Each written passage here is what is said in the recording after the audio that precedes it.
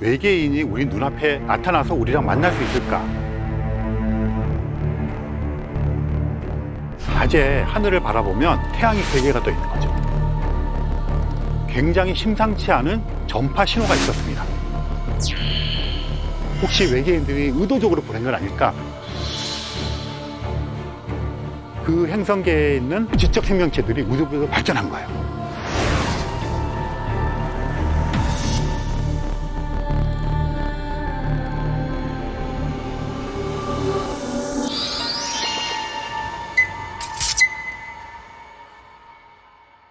지금 코로나 사태 때문에 아마 집에서들 주로 지내고 계실 거 생각을 합니다.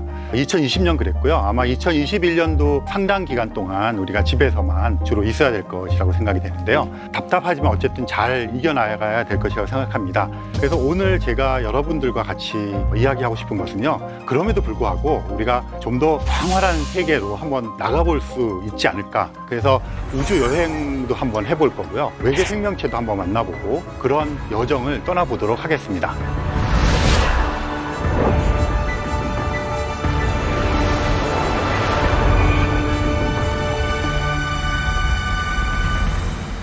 외계 생명체 그러면 어떤 것들이 생각이 나십니까? 아무래도 머리가 이렇게 크고 팔다리가 굉장히 가느다란 그런 외계인을 많이 떠올리셨을 거라 생각합니다.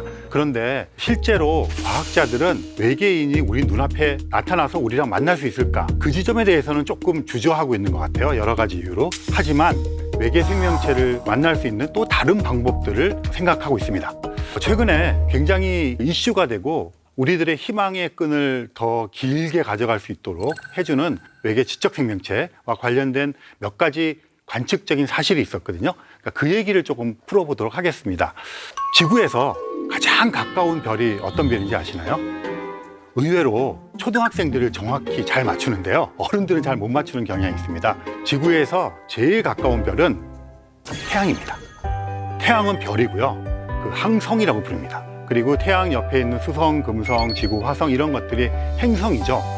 그런데 어른들은 밤을 생각합니다. 일단 밤을 생각하고 밤에서 어느 게 제일 가깝지? 이건 지금 머리를 써야 되는데? 이렇게 생각을 하는데 아이들은 직관적인 건가요? 그냥 바로 태양이라고 대답을 하는 아이들이 굉장히 많습니다. 그럼 밤하늘에서 태양계라고 해도 좋고요. 지구에서부터 해도 좋습니다. 제일 가까운 별은 센타우루스 자리 알파 시스템입니다. 지구에서 봤을 때 별자리 중에서 센타우루스 자리에 위치하고 있습니다.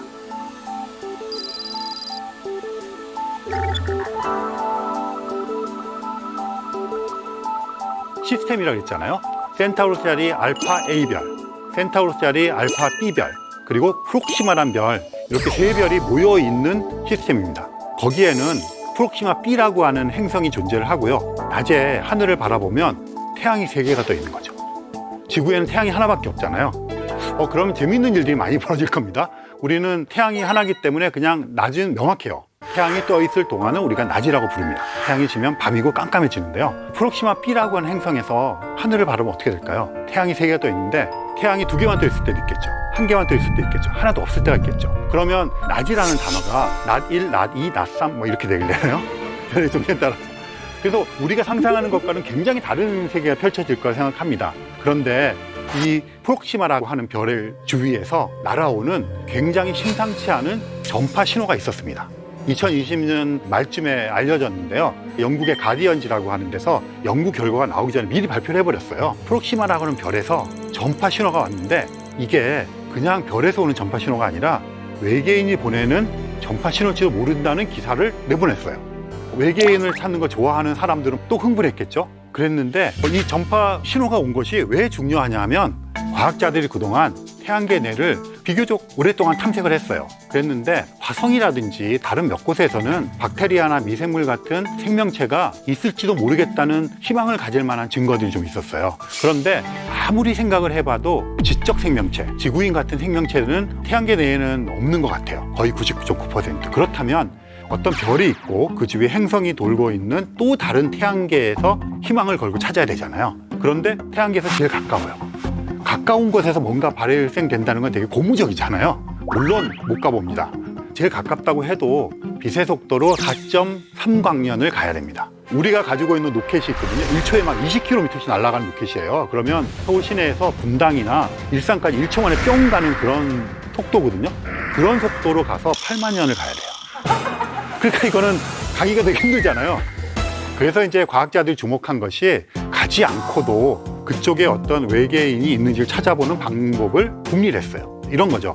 지구를 외계인 천문학자가 관측을 하면 핸드폰, 라디오, 텔레비전에서 나오는 인공적인 전파 신호가 있어요.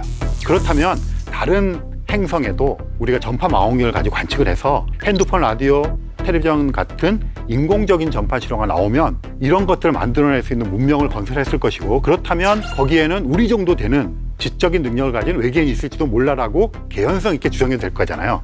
그래서 실제로 외계 지적 생명체를 탐색하는 세티 과학자들이 전파 망원경을 가지고 인공적인 전파 신호를 포착하려고 지난 한 60여 년 동안 노력을 해왔어요.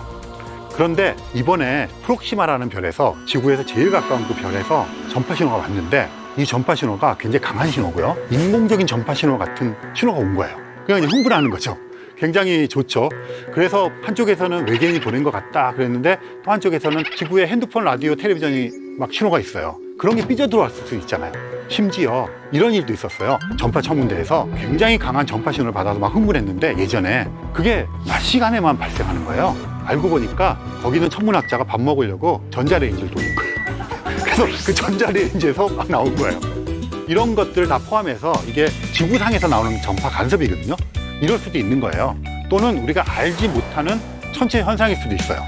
그래서 지금 세티 과학자들이 분석을 하고 있습니다. 아마 논문이 곧 나올 것 같고요. 들려오는 소식을 제가 좀 들어보니까 아무래도 지구상에서 발생한 전파 신호 같다는 이야기가 들고, 좀 안타깝지만 이런 신호들이 수천 개가 있어요. 그래서 지금 그것들 반복 관측하고 해서 확인해 보려고 하고 있고요. 이런 노력들을 하면서 세티 과학자들이 2040년을 D-Day로 생각하고 그때쯤이면 발견할 수 있을 거라고 기대하고 있다. 이 정도만 말씀드리고 넘어가도록 하겠습니다. 또 우리를 흥분시키는 사건이 몇 년 전에 일어났어요. 어떤 사건이었냐면 이것도 역시 그런 신호입니다. 태비의 별이라는 별명을 가진 별이 있어요.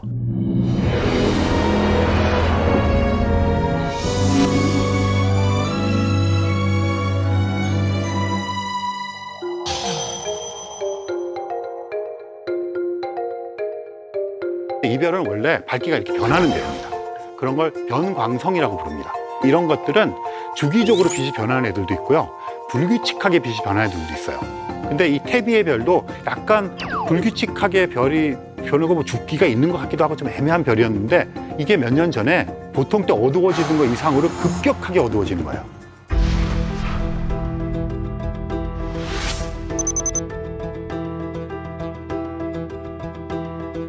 그러니까 뭔가 자연 상태에서 어떤 신호라든가 빛이 나면 그냥 우리가 알고 있는 물리학적인 상식 내에서 해석이 가능한데, 그것을 벗어났을 때 인공적이지 않을까? 인위적이지 않을까? 이런 의심을 하는 거거든요.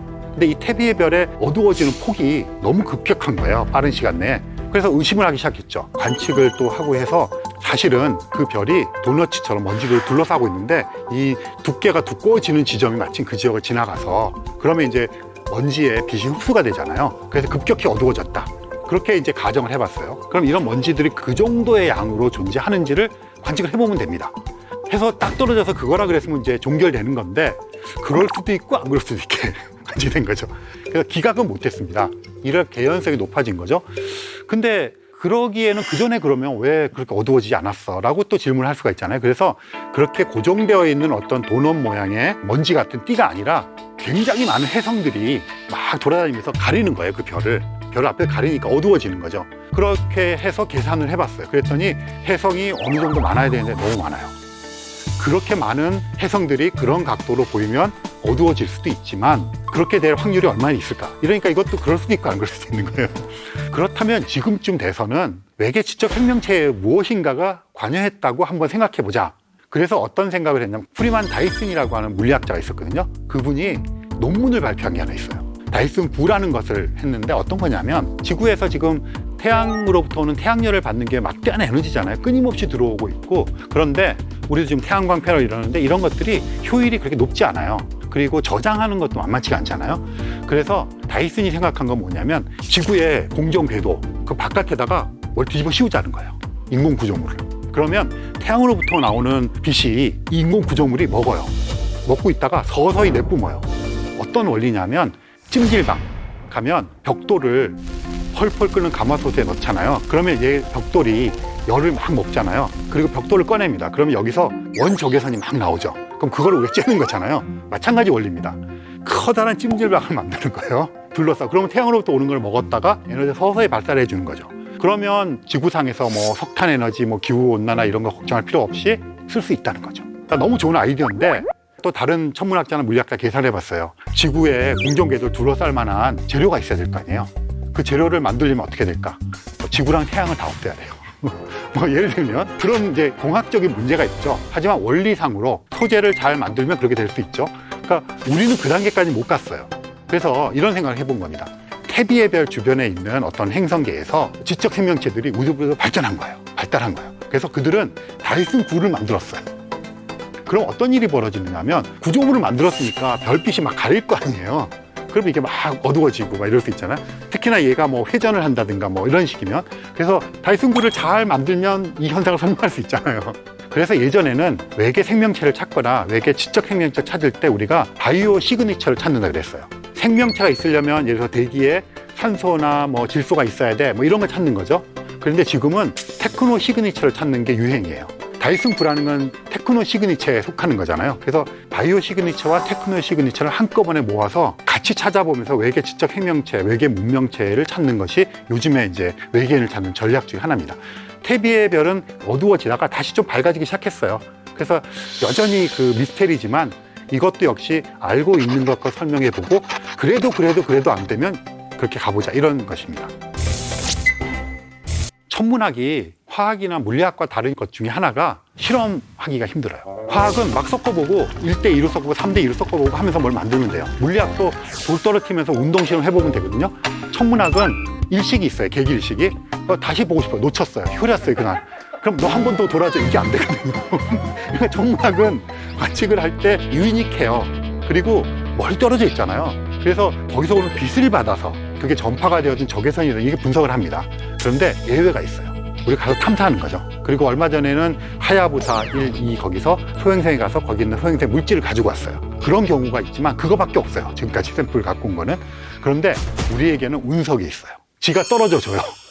별똥별에서 떨어져주고 지구 표면에까지 떨어진 돌인데 이게 분석을 해서 이게 수성에서 왔는지 달에서 왔는지 화성에서 왔는지를 금방 알아요. 왜냐하면 지구상에서 암석이 생기잖아요. 화성에서 암석이 생기잖아요. 그러면 기압이라든가 뭐 지질학적인 조건 그런 것에 다 영향을 받아서 암석의 조성 성분들이 달라요.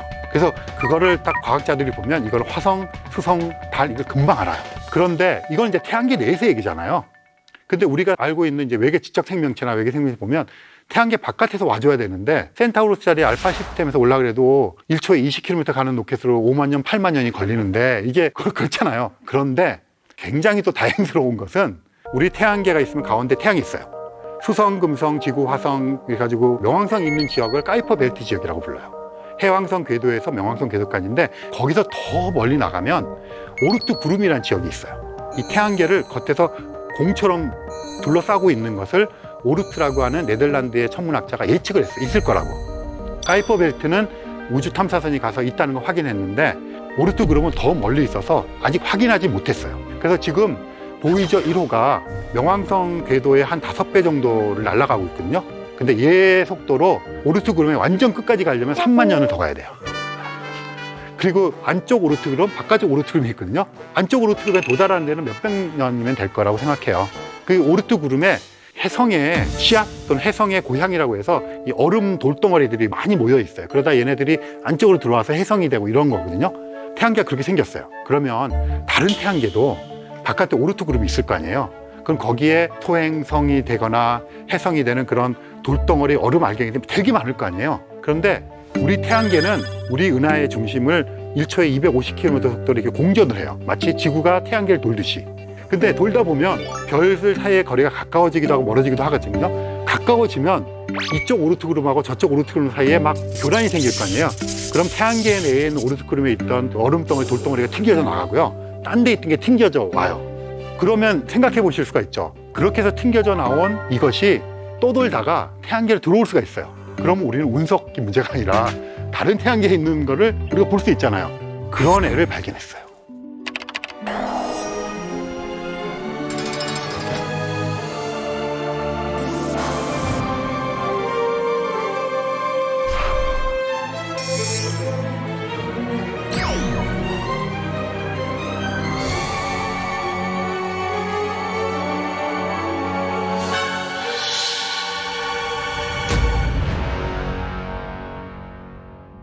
얘를 어떻게 알았냐면 태양계 내에 있는 천체들은 태양 주위를 공전을 해요.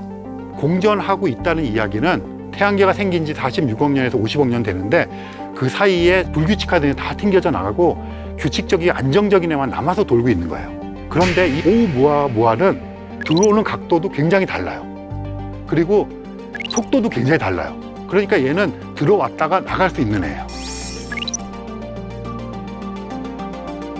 이게 발견이 된 거예요. 더군다나 모양이 길쭉해요. 이렇게 우주선처럼. 이게 자연 상태면 이렇게 막 감자처럼 찌그러져 있고 이래야 될 건데 굉장히 길쭉한 막대 모양이에요. 그래서 인공 구조물일 가능성을 제기했어요.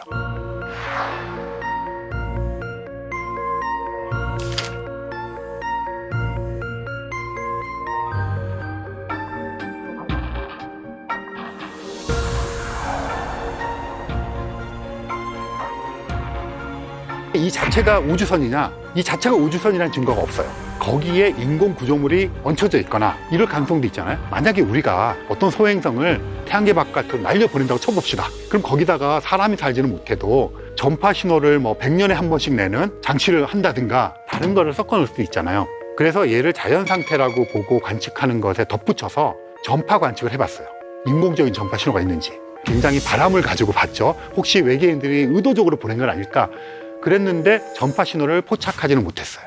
그래서 일단 1번, 이것은 태양계 바깥에서 왔다는 것은 명확해요. 궤도상. 그 다음에 길쭉하다는 것도 이제는 거의 명확해요.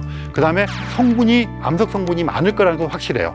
하지만 얘는 빠르게 왔다 빠르게 나가서 이제는 도망가고 있기 때문에 관측을 더 이상 하기 힘들어요. 그래서 잠정적으로 그 정도로 결론을 내리고 여전히 세티 과학자들은 미련을 버리지 않고 있어요. 그동안 축적된 자료가 있잖아요. 그걸 이제 조금 더 좋은 툴로 분석해보려는 거죠. 오늘 외계인과의 조우에 대한 얘기를 좀 했는데요. 우리가 직접 만나기가 되게 어려워요. 하지만 우리가 할 수 있는 최선을 다해야 되잖아요. 지금 말씀드린 이런 인공구조물을 찾는 방법, 전파 신호를 찾는 방법, 이런 방법을 통해서 과학자들은, 천문학자들은, 세티 과학자들은 외계 지적 생명체들이 보냈을지도 모르는 그 흔적을 찾기 위해서 지금도 노력을 하고 있습니다. 그리고 여러분들과 같이 이런 코로나 시대 때 우리가 지구에 앉아서 해볼 수 있는 아주 좋은 여행거리라고 생각을 합니다.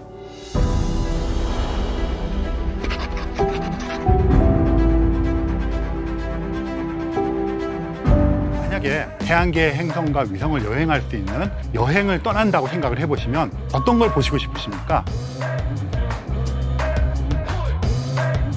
달에 여행을 가시면 다른 걸 볼 게 아니라 지금 말씀드린 이 포인트를 보셔야 돼요. 수성의 북극성을 찾아보는 재미, 이글이글하는 엄청나게 큰 태양을 보는 재미, 눈을 타죽지 않는다면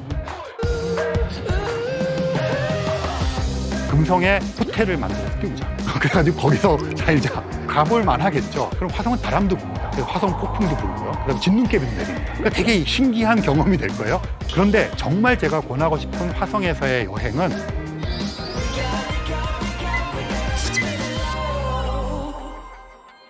천문학자 칼 세이건이 이런 말을 했습니다. 자기를 태양계 내에 있는 어떤 행성이나 위성에 딱 데려다 놓고 하늘을 바라보게 해주면 그 행성이나 위성이 어떤 것이라고 바로 맞출 수 있다. 이런 얘기를 했습니다.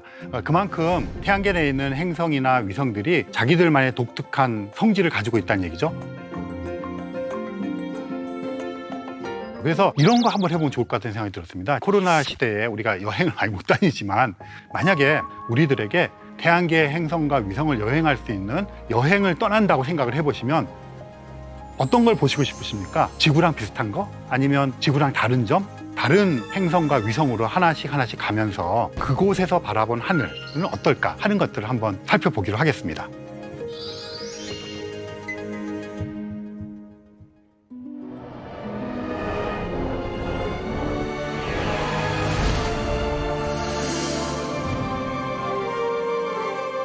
사실 달에서 하늘을 쳐다본 사람은 인류 역사상 12명밖에 없습니다.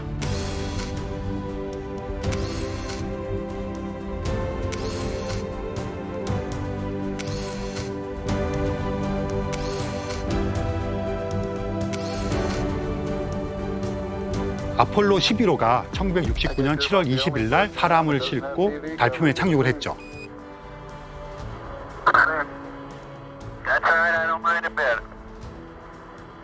아폴로 탐사선은 두 개가 묶여져 있어요. 하나는 궤도선이고요. 하나는 착륙선인데 두 개가 이렇게 묶여져서 가서 달 궤도를 몇 바퀴 돕니다. 돌다가 이게 분리가 돼요. 그래서 궤도선은 계속 궤도를 돌고 있고요. 착륙선은 착륙을 합니다. 이렇게 착륙을 해서 활동을 하죠. 근데 한 번에 3명씩 타고 있습니다. 근데 궤도선에 1명이 타고요. 착륙선에 2명이 탑니다. 그러니까 궤도선 탄 사람은 궤도선에만 있다가 오기 때문에 정작 달의 표면에 발자국을 못 남기는 거죠. 그래서 18명 중에 12명만 달에 서서 지구를 바라볼 수 있었죠. 실제로 어떤 기자분이 문 더스트라는 책인데 그분들 인터뷰를 해서 책을 썼어요. 이 기자가 가장 인상 깊었던 게 뭐냐, 그 당시 생존해 있던 우주 비행사분들이 달에서 지구를 바라볼 때 말할 수 없는 감동과 몰려왔다고 얘기를 합니다. 그리고 동그란 지구를 볼 수 있는 거는 달쯤 가야 돼요. 국제우주정거장 있잖아요. 거기 가서도 지구가 동그랗게 다 안 보여요. 지구가 이제 워낙 크기 때문에 조금 멀리 달까지 가는 과정에 중간쯤 가야지 보이거든요. 그러니까 실제로 동그란 지구를 다 본 사람은 그 18명밖에 없는 거예요. 달에 내려서 보면 12명. 그러면 이제 달에서 지구를 바라볼 때 이야기를 해드리겠습니다. 그러면 여러분이 상상을 해보시는 거예요. 일단 달에는 대기가 없어요. 공기가 없다는 얘기는 낮에 파란 하늘을 못 본다는 얘기예요. 대기 중에 있는 공기 알갱이들의 산란이라고 그러는데요. 우리 지구에는 대기가 있기 때문에 태양빛이 오다가 빛이 퍼지는 거죠. 그래서 이게 푸른빛이 많이 퍼져서 파랗게 보이고, 밤이 되면 태양빛이 없으니까 산란되는 게 없으니까 그냥 까맣게 보이는 거거든요. 달은 공기가 없다 그랬잖아요. 낮에도 하늘이 까맣고 밤에도 까맣게 보여요. 그러면 이렇게 생각할 수 있죠. 낮에도 까맣게 보이면 별도 보이겠네? 보입니다. 그런데 문제는 태양 근처는 너무 밝아서 안 보이고 태양에서 멀리 떨어진 지역은 별이 맨눈으로 보입니다. 대기가 없으니까. 그러면 지구는 어떻게 보일까? 우리가 보는 보름달 있잖아요. 지구가 달에 비해서 4배가 크거든요.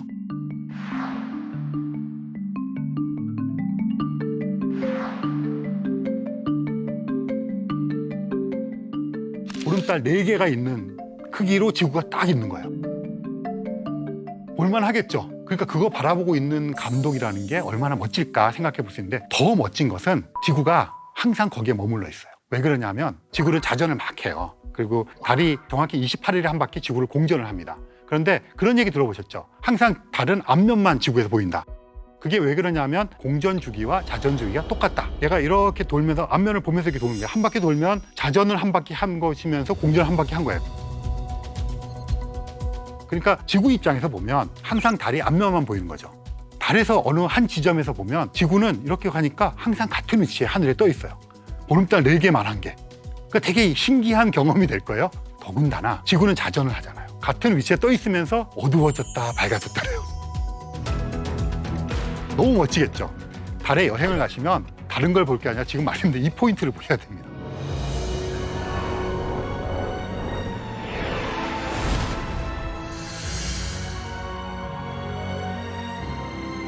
수성은 갈 만한 곳은 못 됩니다. 수성도 대기가 없어요. 대기가 없다는 얘기는 낮에 더워지고 밤에 추워진다는 얘기입니다. 달도 대기가 없기 때문에 태양빛을 받을 때는 낮이잖아요. 그때는 영상 150도, 200도까지 올라가고요. 영하가 되면 금방 식어서 영하 150도, 200도가 됩니다. 그러니까 수성에서 바라봤을 때도 밤 하늘과 낮 하늘이 똑같겠죠. 근데 태양이 커요. 가까우니까 엄청 크고 뜨겁고 막 이럴 겁니다. 수성에 갔을 때는 이글이글하는 엄청나게 큰 태양을 보는 재미, 이런 재미들이 좀 있을 것 같아요. 물론 타 죽지 않는다면. 네, 그렇죠? 그런데 여기서는 재밌게 볼 게 북극성. 북극성 그러면 지구의 자전축이 삐뚤어져 있기 때문에 북극성을 보는 거잖아요.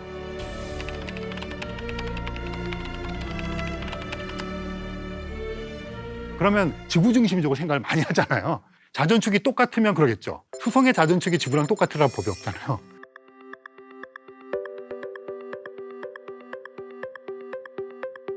수성의 입장에서 자전축에 북극을 연장한 곳에 어떤 별이 있을 거 아니에요. 그 별은 지구의 북극성이 아니죠. 얘는 용자리에 있는 어떤 별이에요. 수성에 가서 수성의 북극성을 찾아보는 재미. 각 행성마다 갈 때마다 이 자전축을 보고서는 북극성들이 어떻게 다른가를 보는 것도 사실은 태양계 여행에서의 어떤 묘미가 될 수가 있죠.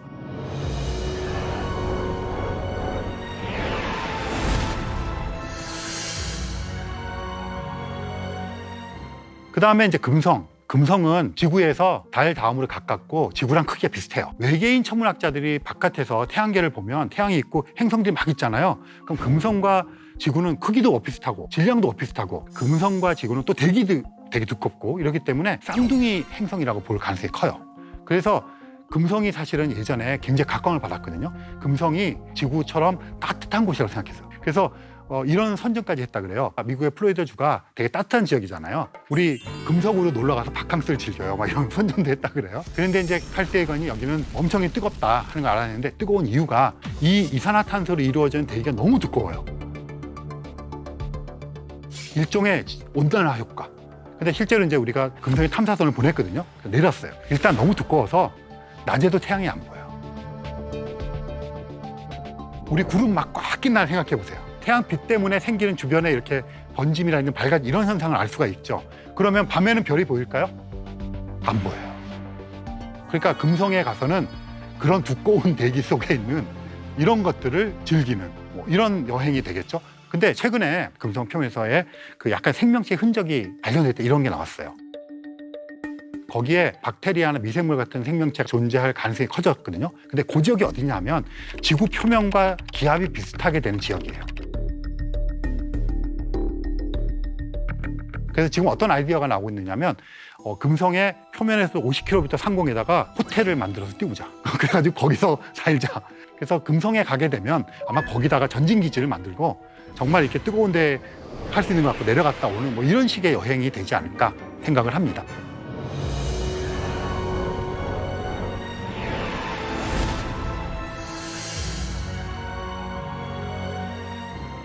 이 화성이 진짜 제일 재밌는 거예요, 사실은.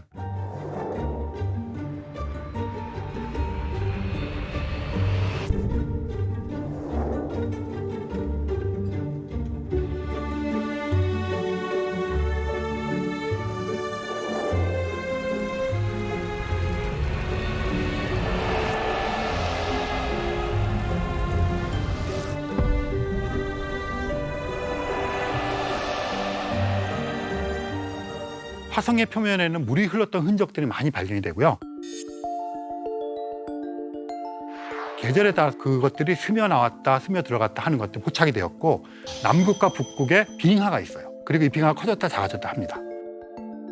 그리고 남극의 지하에 액체 상태의 물일 가능성이 큰 호수가 존재할 것이라는 것이 발견이 되었어요. 그러니까 이래저래 어쨌든 그래도 비빌 언덕, 믿는 구석에 제일 가까운 거죠. 그래서 화성에 주목을 하는 거거든요. 그럼 화성은 대기가 있기 때문에 바람도 붑니다. 그래서 화성 폭풍도 불고요. 그다음에 진눈깨비도 내립니다. 땅을 파면 얼음이 발견이 돼요. 나동은 증발하기 높습니다. 화성의 자전축도 이렇게 있겠죠. 거의 지구의 일일과 비슷해요, 하루 길이가. 그러다 보니까 계절의 변화도 있죠. 그래서 화성은 태양으로부터의 거리가 지구보다 더 멀어지기 때문에 추워요, 더. 하지만 곳곳에 적도 지역이라도 여러 곳을 해보면 뭐 영상인 곳도 있어요. 그래서 그나마 화성에서 생명체 발견 가능성이 높아지는 건데, 그런데 정말 더 멋진 것은 메리노 협곡이라는 게 있어요. 그랜드 캐년처럼 이렇게 파여져 있는 건데요. 이 깊이가 엄청 깊어요.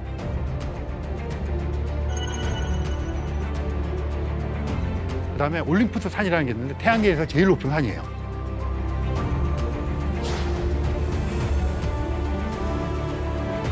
등산 좋아하시는 분들은 그 올림푸스 산 등반, 이거 되게 좋습니다. 화성은 대기도 옅어요. 이거 대기를 붙잡고 있는 중력이 약하기 때문에 굉장히 지구에 비해서는 희박해요. 있긴 있지만. 그렇다는 이야기는 대기를 구성하고 있는 성분이 틀리다는 얘기잖아요. 이산화탄소가 엄청 밀집되어 있던 금성에서는 하늘을 볼 수 없었어요. 화성에서는 낮 하늘을 보고 밤 하늘을 봅니다. 그러면 낮 하늘은 태양빛이 와요. 여기서 보면 태양이 더 어두워졌겠죠.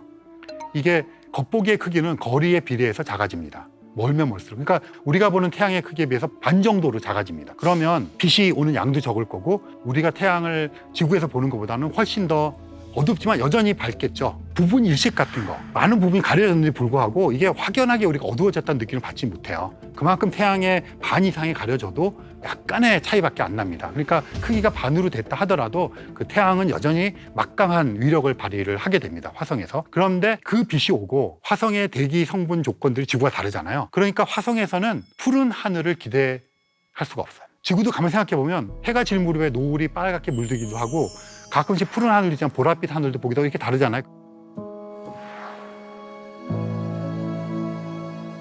빛이 들어오는 이 경로라든가 이런 대기의 두께라든가 이런 것들, 알갱이의 양, 대기상에 오염물질이 올라가서 걔네들 때문에 산란이 돼서 색깔이 약간 둔탁해지기도 하고 이럽니다. 그래서 화성에서는 지구 같은 하늘은 아닐 것이라는 걸 상상할 수 있어요. 화성에서는 푸른 노을이 집니다.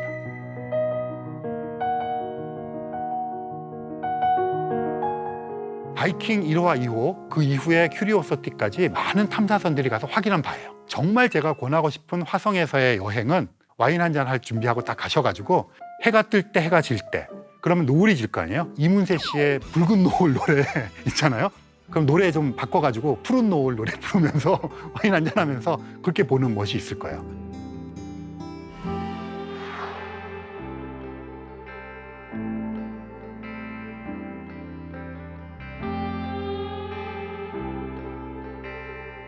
재밌는 반전 포인트가 될 거예요.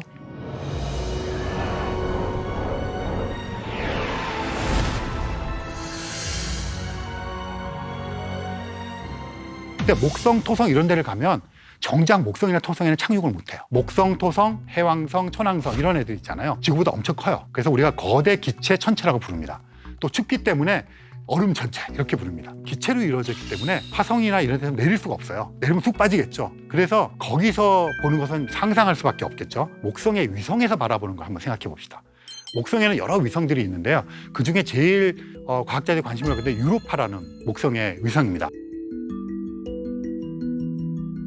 그래서 이 유로파는 생명체가 있을지도 모른다고 생각을 하고 있어요. 왜 그러냐면 유로파의 표면에서 물줄기가 막 튕겨져 나오고요. 간헐천 같은 겁니다.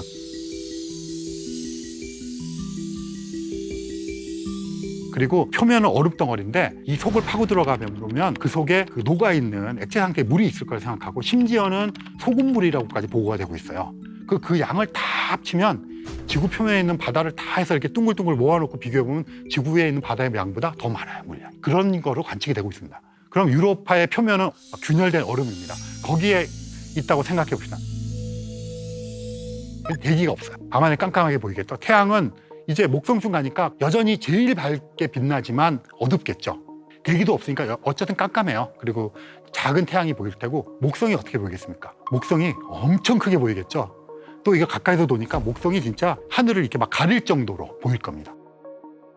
그리고 목성에는 위성들이 많아요. 그럼 걔네들이 수시로 막 돌 거 아니에요? 그럼 막 정신없겠죠?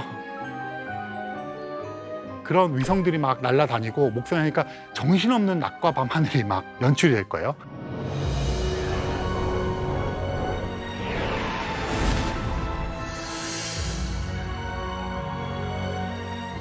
토성도 마찬가지로 이 표면에 착륙을 할 수 없습니다. 타이탄이라고 하는 토성의 위성이 있습니다. 커요. 엄청 큰 애예요. 그리고 얘는 대기를 가지고 있어요. 위성 중에서 행성인 수은 갖고 있지 않은 대기를 위성인 타이탄이 갖고 있어요. 이 토성의 타이탄에 착륙을 했다고 생각해 보면 거기서 보이는 하늘 어떨까? 근데 이 타이탄은 대기가 있는데 대기를 구성하고 있는 성분의 대부분이 암모니아, 메탄 뭐 이런 애들이 내려서 바라보면 메탄, 암모니아 이런 거로 있어서 약간 노란, 오렌지 색깔 이런 식으로 하늘이 보일 거예요. 그리고 그것을 뚫고 토성이 보일 텐데 가까우니까 엄청 크게 보일 거? 태가 보이잖아요. 토성이 엄청나게 멋진 광경일 겁니다. 실제로 카시니라고 하는 토성 탐사선이 가서 그 안에 또 작은 탐사선을 가져갔는데요. 하위 헌스라는 탐사선이었어요. 걔는 카시니 탐사선이 토성 주위를 돌면서 토성과 토성의 위성들을 관측을 하고 나서 이 타이탄에 착륙시키기 위해서 고안돼서 가져간 탐사선이에요. 그래서 얘가 실제로 착륙을 하면서 타이탄을 막 찍었어요, 표면을. 그랬더니 우리가 상상하던 것과 마찬가지로 실제로 그런 오렌지색 색깔이 났었고 그 다음에 하늘까지는 완전히 못 봤지만 그래서 상상하던 것과 비슷하다 이런 것들을 발견을 했죠. 지금 이제 쭉 태양계 여행을 했던 것을 정리를 하자면 뭐 이런 패키지가 나오면 이런 식으로 보면서 다니면 너무 재밌을 것 같아요. 약간 취미에 따라서 아까 그 올림푸스 산이 태양계에서 제일 큰 산이거든요. 그러면 이제 이런 것도 있을 거예요. 태양계에서 제일 깊은 계곡. 그다음에 뭐 유로파에서 얼음 깨기 뭐 이런 거 해봐도 좋을 것 같고 이런 것들을 해봐도 되게 재밌을 거고요. 네, 그래서 지금까지는 여전히 아직까지는 꿈의 세상이지만 우리가 알아낸 것을 가지고 제가 이만큼 얘기할 수 있는 정도까지 왔고 실제로 탐사선이 가서 그 하늘을 관측한 경우도 생겼잖아요. 정말 가까운 미래에 우리들이 살아있을 때 가볼 수 있는 그런 가시적인 거리에 들어와 있다. 이렇게 생각을 하시고 희망을 품고 한번 태양계에 대해서 알아보면 좋을 것 같습니다.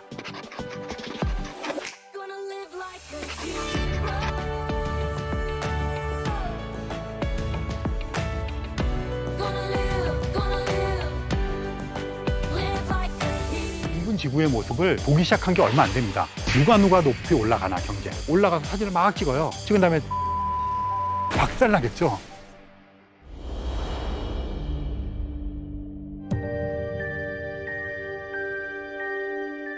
감히 인류 역사상 사람들로 하여금 가장 큰 감동을 준 태양계 가족 사진을 찍자고 제안을 합니다. 극심한 반대에 부딪힙니다. 그렇게 과학자들이 반대하는 걸 무릅쓰고 찍어보낸 그 작은 하나의 점, 인류 역사상 최고의 작품 중에 하나가 아닌가 이런 생각을 합니다.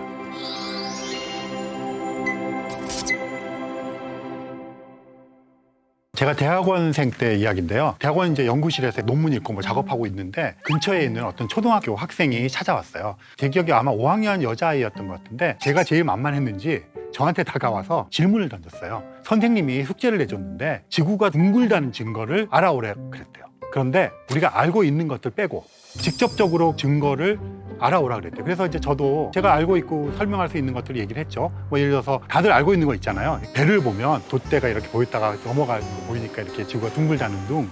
뭐 이런 얘기를 막 했어요.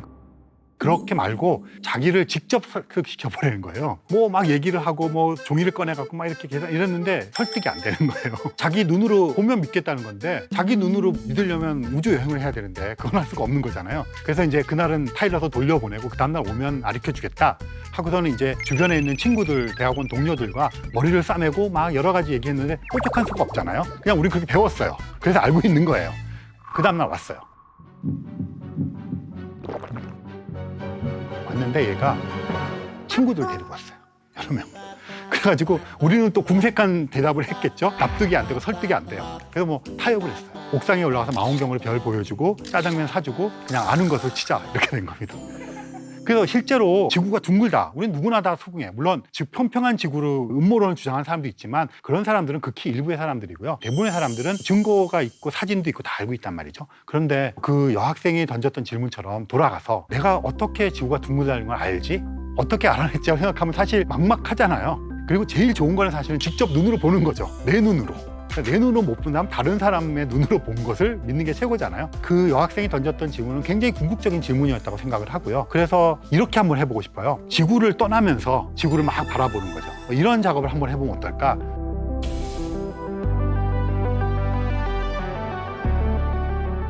생각보다 둥근 지구의 모습을 외곽에서 보기 시작한 게 얼마 안 됩니다.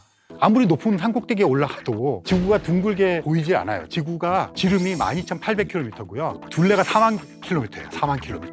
그러면 4만 km의 공에 공률을 알 수 있으려면 높이로 얼마를 올라가야 이걸 볼 수 있냐? 30km 이상 올라가야 되는 거예요. 그래야 그나마 공률이라고 하는 걸 확인할 정도예요. 그러면 그 이전에 지구에서 제일 높은 산이 에베레스트인데 10km도 안 되잖아요. 그러니까 안 되는 거죠. 그래서 언제부터 둥근 지구를 눈으로 목격하기 시작했냐면 기구가 올라가기 시작하면서. 근데 그 기구는 대부분 1900년대 초반에 막 레이스를 벌였거든요. 서로 경쟁을. 누가 높이 올라가나 경쟁. 그러다가 인류 역사상 처음으로 둥근 지구를 눈으로, 사람의 눈으로 목격하게 되는 사건이 일어났는데요. 1936년에 미국의 사우스 다코타라고 하는 주에 있는 국립공원에서 기구를 띄우는데 이게 한 37km 정도까지 올라갔다 그래요. 그래서 사진을 찍었어요. 그게 내셔널 지오그래픽 브록으로 나왔는데 거기에 보면 우리가 눈으로 인지할 수 있을 정도의 공률이 보입니다. 그게 인류 역사상 처음으로 지구가 둥글다고 하는 것을 직관적으로, 직접적으로 관측한 거예요. 아까도 말씀드렸지만 지구가 반경이 12,800km, 둘레가 4만 km인데 기껏 그 정도 올라가서 보니까 지구의 일부밖에 안 보이잖아요. 지구의 공률을 확인했지만 여전히 동그란 지구를 본 사람은 아무도 없는 상태가 되었어요. 그리고 국제우주정거장이라고 있는데요. 그 이소연 박사님도 갔다 오시고 굉장히 많은 우주인들이 갔다 왔는데 그럼 국제우주정거장 그러면 우리는 엄청 먼 곳에 있다고 생각해요. 지상에서 400km에서 500km 정도입니다. 그러면 이게 12,800km 직경에 400km, 500km가 그냥 붙어 있는 거죠. 400km, 500km 있는 국제우주정거장 가서 그걸 통해서 봐도 한 대륙 정도밖에 안 보입니다. 그러면 달까지 가는 여정의 중간 어디쯤 가야 비로소 동그란 지구를 보는 거죠. 이게 이제 경쟁을 하죠. 그래서 더 높이 올라가는 기구들이 있으면서 이제 조금 더 멀리 볼 수 있는 거죠. 그러다가 획기적으로 지구의 공률을 많이 보게 되는 사건이 벌어집니다. 세계 2차 세계대전이 있었죠. 세계 2차 세계대전은 여러 가지 의미를 갖고 있는 전쟁이죠. 뭐 전쟁이 끝나면 그 전쟁의 의미를 따지잖아요. 세계 1차 세계대전은 우리도 이렇게 전 세계적으로 싸울 수 있구나 하는 걸 깨달았고, 세계 1차 세계대전 영화 같은 거 보시면 군인들 쓰는 모자나 군복이나 이게 다 어설프고 균일화된 것이 없어요. 2차 세계대전은 진영별로 탁탁탁 기능적으로 굉장히 체계화됩니다. 그리고 2차 세계대전 때 특히 위력을 발사한 것들이 비행기입니다. 레이더 통해서 이렇게 막 추적하기도 하고, 비행기 날아가면 폭격전 일어나고, 미사일 쏴가지고 폭격시키고 막 이런 것들이 굉장히 발달했던 시절이에요. 그러다 보니까 로켓이라고 하는 것이 발달되기 시작했어요. 그래서 2차 세계대전이 끝나고 나서는 이걸 이제 평화적인 목적으로 써야 되잖아요. 독일은 이제 패전국이니까 로켓 개발하던 과학자들이나 엔지니어들이 소련과 미국으로 다 탈출을 합니다. 그래서 소련과 미국이 경쟁을 벌이는데, 독일에서는 실험을 했죠. 로켓 실험을. 아마 아실 겁니다. V2 로켓이라는 게 있어요. 그게 탄도미사일 이런 거랑 비슷한 겁니다. 높이 올라가면서 사진을 찍는데, 이거 되게 무식한 방법이에요. 무인 로켓이잖아요. 그럼 여기에 카메라가 달려 있어요. 그럼 로켓을 쏩니다. 쏘다가 올라가서 사진을 막 찍어요. 필름 카메라죠. 막 찍어요. 찍은 다음에 자유롭게 떨어집니다. 지금처럼 연료통을 재활용해서 돌아오고 이런 거 없어요. 기술. 올라갔다 찍고 자유롭게 하는 겁니다. 박살나겠죠. 그럼 막 수거해가지고 현상하고 인화해가지고 이렇게 보는 거예요. 그게 1940년대의 이야기인데, 이 V2 로켓으로 카메라를 달아가지고 100km까지 올라갔습니다. 근데 이 100km가 굉장히 중요해요. 그러니까 사실 우주인이라는 얘기를 하잖아요. 그러면 우주에 갔다 왔다는 건데, 도대체 어디까지를 우주라고 할 거냐? 달에 갔다 오면 우주에 갔다 왔다고 얘기해 줄 수 있을까요? 근데 그게 간단하지가 않습니다. 왜 그러냐면, 지구 바깥이라는 개념을 지구 표면이라고 부르잖아요. 표면 바깥에 있으면 지구 바깥이잖아요. 여러분이나 저는 다 지구 바깥에 있으니까 외계에 있는 거죠. 그러면 대기가 있는 곳까지. 근데 대기도 성층권, 무슨 층 되게 많잖아요. 어디까지 할 것인가? 그럼 어떤 사람은 근본적으로 중력의 영향을 따지자고 해요. 달까지 지구의 중력 영향이 미치잖아요. 달도 지구다 이렇게 어깃장을 놓을 수 있는 거죠. 그래서 대기가 좀 희박해지고 이러는 곳까지를 임의로 거기를 지나면 우주 공간이라고 쳐주자고 합의를 한 거죠. 그게 대략 100km입니다. 100km를 넘어갔다 오면 우주인이에요. 전 세계적으로 돌아가신 분들 다 합쳐서 한 550명쯤의 우주인이 있습니다. 그래서 이 100km를 통과했다는 거는 드디어 우주 공간으로 우리가 날아갔다. 그래서 이 V2 로켓이 올라갔습니다. 100km 올라가는 게 더 많죠. 찍었는데 둥그런 지구에 피자 딱 잘라놓은 한 조각 있잖아요. 그런 정도로 봤어요. 근데 이 V2 로켓을 여러 번 쏘면서 여기 찍고 저기 찍고 해서 모자익을 해서 진짜 이제 둥그렇게 보이는 것 같은 그런 것들을 V2 로켓으로 성공했어요. 이제 더 이상 논쟁의 여지가 없죠. 그런데 동그란 지구는 아직 못 봤잖아요. 동그란 지구를 처음으로 본 것이 달 탐사 경쟁에서 나타납니다. 달 탐사 경쟁은 미국은 아폴로 계획, 소련은 루나 계획. 이 두 개가 경쟁을 하는데 항상 루나 계획을 하는 소련이 조금씩 앞섰어요. 근데 루나 오비터 1호가 1966년에 지구의 모습을 찍었어요. 그런데 보름달처럼 된 지구가 아니고요. 반달처럼 생긴 지구. 그래도 온전한 지구지만 동그란 건 아닌 것을 찍었고요. 그 다음에 칼라 사진으로 지구를 처음 찍은 거는 1968년에 아폴로 8호예요. 얘도 반달 정도예요. 이때까지도 여전히 동그란 지구를 못 봤어요. 아폴로 11호가 갔잖아요. 그 사람들도 반달처럼 생긴 지구를 보고 왔어요.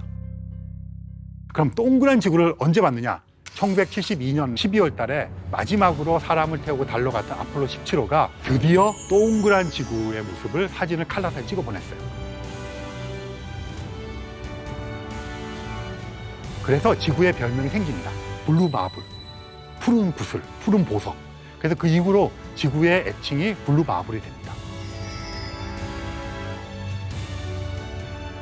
그러다가 이제 점점 더 멀리 가게 됩니다. 화성 탐사선인 메리너 10호가 한 260만 킬로미터, 달까지의 거리가 38만 킬로미터거든요. 한 7, 8배 더 먼 거리에 가서 지구와 달 사진을 찍어 보내기 시작합니다. 점점 더 먼 곳에서 지구를 이렇게 보기 시작했고요. 갈릴레오라고 하는 목성 탐사선이 있었는데 얘는 620만 킬로미터, 그러니까 38만 킬로미터에 거의 20배가 가까이 되는 먼 거리에서도 지구와 달의 모습을 찍어오기 시작하면서 점점 더 먼 곳에서 지구를 찍어보려는 경쟁이랄까? 이런 게 생기기 시작합니다. 그 이후에 주노라고 하는 목성 탐사선인데요. 거의 1000만 킬로미터. 그렇게 하다 보니까 굉장히 자세한 사진들을 찍어오는 것들도 생기기 시작했어요. 화성으로부터는 지구 사진이 많이 찍혀오기 시작했어요. 그래서 마르스 서베이어라는 게 2003년에 보낸 게 있는데 이게 한 1억 4천만 킬로미터 정도 떨어진 곳에서 이제 먼 곳에 찍은 거죠. 그렇게 찍어서 보내주고 그 다음에 화성 표면에서 활동하는 탐사선들이 있어요. 화성의 하늘도 찍어보내고 해가 뜰 때, 질 때 노을도 찍어보내고 이런 것들을 막 찍어보내고 화성에서 일어나는 일식도 찍어보냈어요. 그래서 화성으로부터 오는 탐사선으로부터 오는 사진은 당분간도 계속 올 거예요. 왜냐하면 예전에 그런 사진을 보내준 스피릿, 오퍼튜니티 얘네들은 활동을 멈췄지만 마르스 글로벌 서베이어호라든가 이런 몇 대가 인공위성처럼 돌고 있고요. 고정되어 있는 화성 탐사선이 여전히 살아있어요. 그리고 마르스 2020이라고 하는 미국 화성 탐사선이 착륙을 합니다. 이어서 중국의 탐사선, 아랍에미레이트 탐사선 이렇게 세 대가 화성에 내릴 거예요. 걔네들이 또 돌아다니고 사진 찍고 해서 더 풍성한 사진을 우리에게 막 보내줄 겁니다. 지구에서 화성을 관측하는 것만큼 화성에서 지구를 관측하는 것도 어쩌면 더 많은 관측을 하고 있어요. 그래서 화성에서 바라보는 지구는 우리가 화성 바라보는 거 생각해 보시면 돼요. 그러면 그 빨간색으로 보이고 점으로 보이거든요. 망원경을 보면 이제 좀 보입니다. 그런데 화성에서 지구를 바라보면 어떻게 보일까? 화성보다 지구가 2배 크거든요. 그럼 2배 크게 보일 거예요, 겉보기가. 근데 워낙 멀어서 눈으로는 그냥 밝게 보이고 약간 푸른빛을 내면서 밝게 보이겠죠? 그러면서 항상 화성에서는 지구를 바라볼 때 금성, 수성이나 마찬가지로 안쪽 행성이기 때문에 해질 무렵 해 뜬 직후에만 보일 거고 어떤 때 이 세 개가 나란히 보이는 때도 있을 거예요. 되게 멋있을 거예요. 그렇게 보이는 거고 점으로 보입니다. 망원경을 갖고 보면 우리가 화성을 보듯이 크게 조금씩 크게 보이겠죠. 네, 그렇게 보이는 것이 그 모습이고요. 이제 조금 더 멀리 나가 볼게요. 카시니라고 하는 탐사선이 갔는데요. 이 카시니 탐사선은 목성, 토성의 위성과 토성 자체를 관측을 많이 해서 여러 개를 정보를 우리에게 줬던 곳이기도 하고 이 카시니 탐사선이 토성 주위를 돌면서 지구 사진을 찍은 사진이 있는데요. 굉장히 멋져요. 토성의 고리를 토성 근처에 가서 보니까 지구상에서 볼 때는 몇 개로 이렇게 보이는데 수없이 많은 해들이 질서정연하게 보이는 것이 카시니호가 찍은 사진에 보면 보이고 심지어는 그 사이로 위성들이 흘러가거든요. 이게 지나가면 그거의 중력에 의해서 어리말게 이루어져 있는 해들이 출렁출렁거립니다. 그런 곳에서 이 해들 사이로 지구의 모습을 찍은 사진이 있어요. 그리고 그걸 확대해 보면 그 옆에 간신히 작게 붙어 있는 달이 있습니다.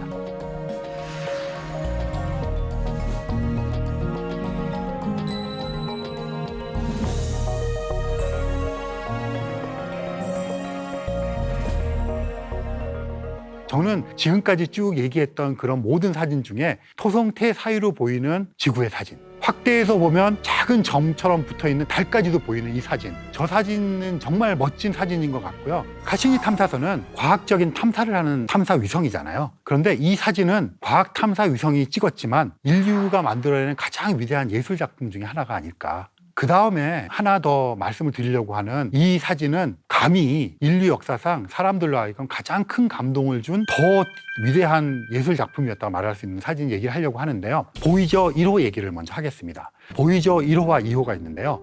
이 보이저 1호와 2호는 목성, 토성, 천왕성, 해왕성, 태양계 외곽에 있는 행성들 또 그들의 위성들을 근접 촬영하는 임무를 맡고 있는 탐사선이었어요. 그러니까 1977년 8월 말에 보이저 2호가 먼저 발사가 되고요. 그 다음에 9월 달에 보이저 1호가 발사가 됩니다. 좀 이상하시죠? 1호가 먼저 발사가 된 이유가 되는 건데 그런 경우가 꽤 많이 있어요. 왜냐하면 1호와 2호의 각각의 궤도가 있고 이것들이 탐사를 한 순서가 있고 이래서 그런 걸 고려해서 1호, 2호를 만드는데 출발을 먼저 해야 될 때가 있어요. 먼저 해가고 나중에 앞지릅니다. 그래서 보이저 1호가 1977년에 발사가 되어서요. 1979년 무렵이 되면 목성 근처를 지납니다. 목성을 관측을 하고 위성들을 관측을 합니다.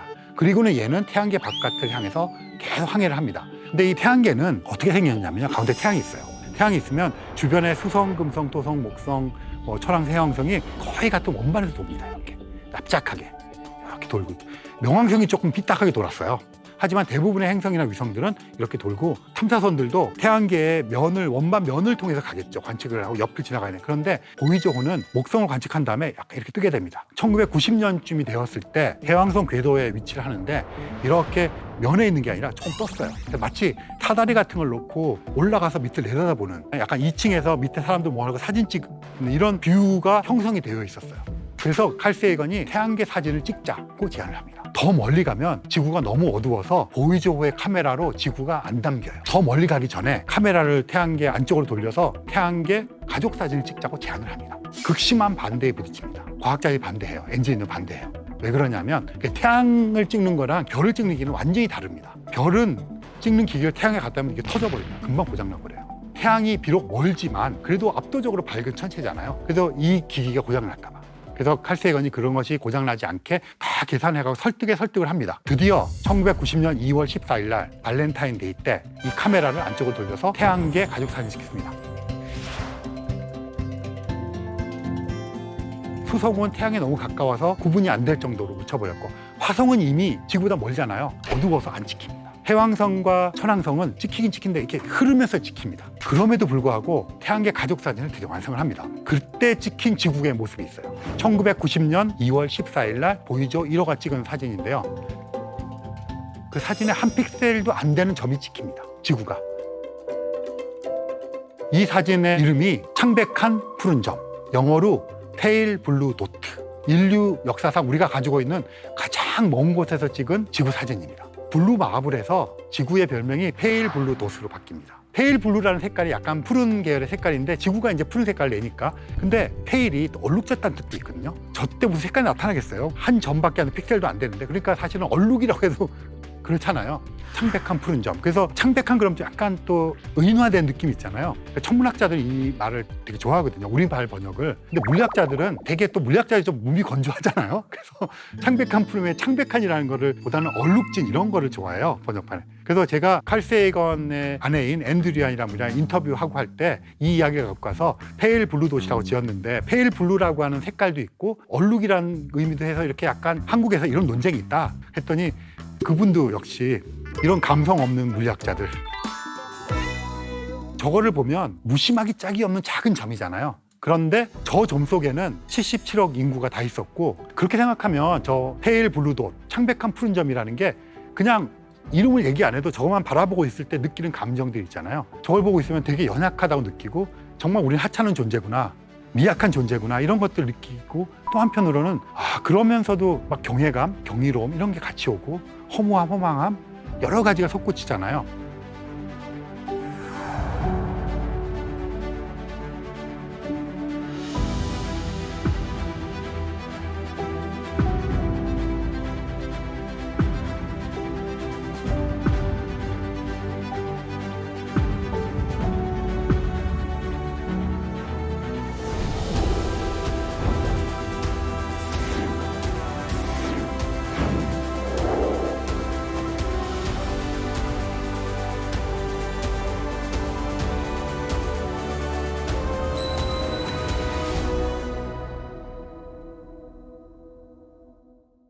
그래서 우리나라에서도 창백한 푸른 점이라는 제목의 노래를 발표하신 가수분이 계세요. 지금 제가 말씀드린 이런 내용들을 담고 있습니다. 이 창백한 푸른 점이라는 얘기를 할 때는 사람마다 느끼고, 그냥 저걸 쳐다보고만 있어도 느끼고, 저것을 찍게끔 된 인류의 문명에 대한 생각도 할 수 있고, 보이즈온은 또 무심히 따라가고 있고, 이런 여러 가지 생각들을 하게 해주니까 사실 예술 작품이라는 게 그 작품 자체의 어떤 테크니컬한 기술적인 면도 되게 중요하지만, 그걸 통해서 사람들이 생각하게 만들고 심지어는 공유하게 하고 공감하게 하는 거, 이런 능력으로 따지자면 정말 멋진, 비싼, 저 64억 km를 날아가서 그렇게 과학자들이 반대하는 거 무릅쓰고 찍어보낸 그 작은 하나의 점.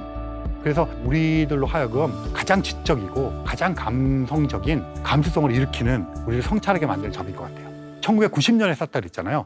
2020년이 되면 30주년이 됩니다. 그래서 요즘 유행하는 디지털 리마스터링, 원래 데이터를 현대적인 이미지 프로세싱 기법으로 처리를 다시 했어요. 예전에 찍었던 사진을 그대로 쓰고 있었는데 거긴 노이즈도 많고 잡음도 많고 푸른색으로 보이지만 주변이 얼룩덜룩하고 이러잖아요. 디지털 처리를 해가지고 깔끔하게 노이즈를 죽이는 거죠. 그러고 나니까 정말 더 창백한 푸른 점이라는 게 확 와닿습니다. 예전 게 되게 정감이 있어요. 왜냐하면 얼룩덜룩하고 정감이 있는데, 이 이미지 프로세싱에서 낸 걸 보면 정말로 고독하고 외롭고 떠있고 작고 하찮고 그러면서 경이로움을 느끼는, 그야말로 페일 블루 돛 창백한 푸른 점을 볼 수가 있어요.